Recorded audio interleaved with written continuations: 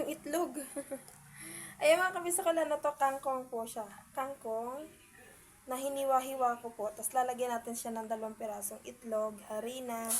Nasa sa inyo kung gusto nyo lagyan ng crispy fry. Tapos paminta powder, magic sarap. Ayan. Maganda po to para sa mga batang hirap pakainin ng gulay.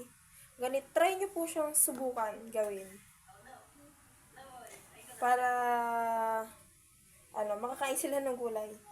Mga anak ko naman hindi sila maarte pagdating sa gulay. Kaya lang is, siyempre, para hindi naman sa kanila, yung parang paulit-ulit. I mean, kasi bira lang din naman ako magluto. No, isang araw, gluto ako ng adobong kangkong. So, ngayon, isusubukan ko siya nito.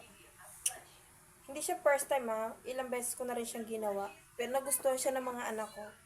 Kaya, try nyo na rin po mga kabisakol. Itong ganitong kangkong na ipiprito natin. Parang style siya torta. Ayan.